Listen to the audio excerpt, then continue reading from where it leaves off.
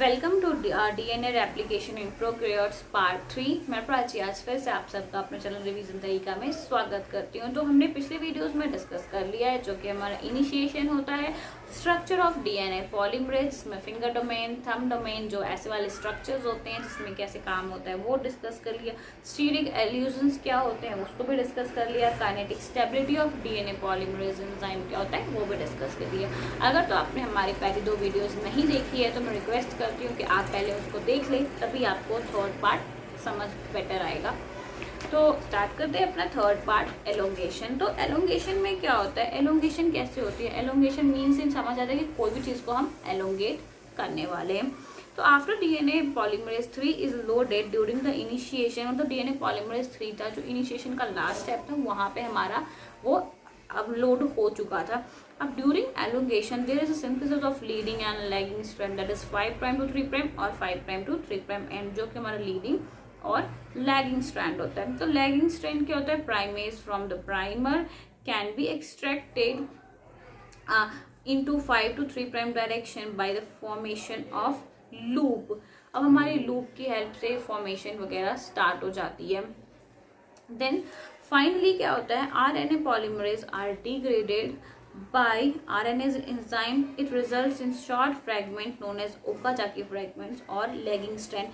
अब हमें पहले तो ये बताना चाहिए कि लीडिंग स्ट्रैंड क्या होता है और लैगिंग स्ट्रैंड क्या होता है। तो लैगिंग स्ट्रैंड होता है हमारा जो भी RNA प्राइमेज होता है वो डिग्रेड करता है किससे? RNA एंजाइम से, और शॉर्टर फ्रेगमेंट्स में इसको लीड करता है, जिसको हम बोलते हैं ओकाजाकी फ्रेगमेंट्स।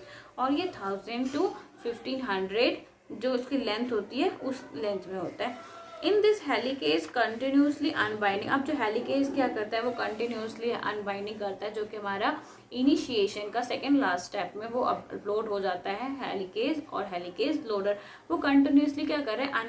अनबाइंडिंग किए जा रहा है। And there is positive super coiling, this super coiling removed by DNA polymerase. अब क्या हो रहा है, जैसे कि अब उसको अनबाइंडिंग भी तो करवाने हैं ना, कि ये थोड़ी ना कि वो सिर्फ अनबाइंडिंग करते जाएगा। तो अब जो हमारा डीएनए बी है, जो हेलिकेज है, जो अनबाइंड करवा रहा है डीएनए को, उसको भी तो हटाना है।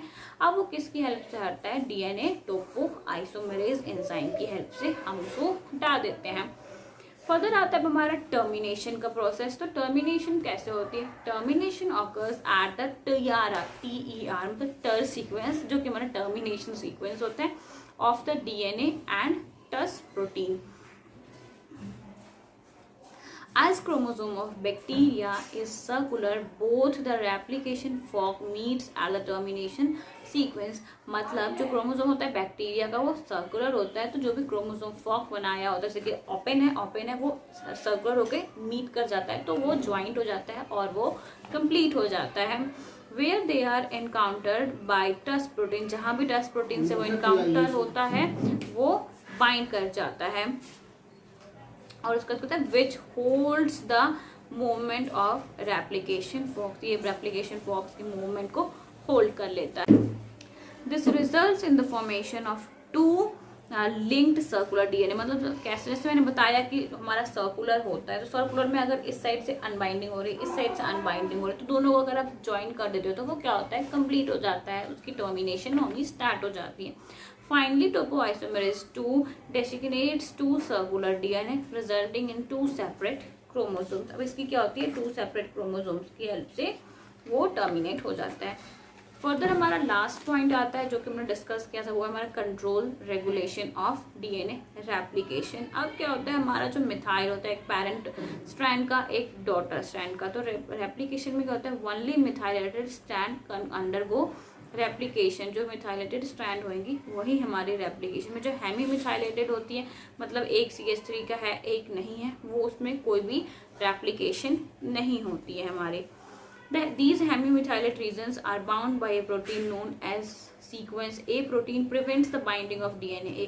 अब जो हेमीमिथाइलेटेड रीजन होती है उसमें क्या होता है? सीक्वेंस A नाम का एक चीज होता है, जो कि प्रोटीन होता है, वो बाइंड कर जाती है, और वो सबसे पहला इनिशिएशन का स्टेप याद करो, हमारा जो डीएनए ATP होता है उसकी बाइंडिंग को ही स्टॉप कर देती है।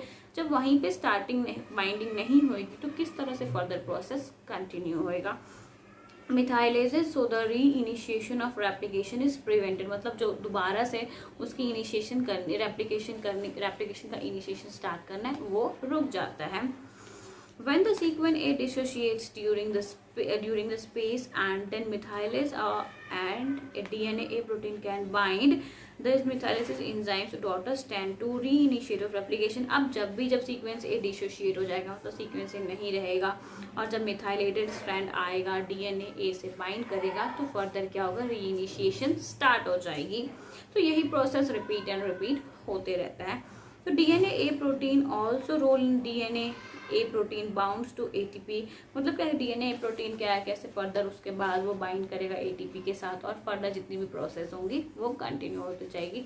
तो मैं यहाँ पे होल समराइज करना चाहती हूँ जो हमारा पार्ट वाइज वीडियोज़ हैं, जिसमें हमने फर्स्ट वीडियोज़ में देखा होगा कि मैंने DNA रेप्लिकेशन इन प्रोकैरियोट्स में कुछ चीज़ें बताई थी, जो initiation, structure, elongation, termination and control of DNA।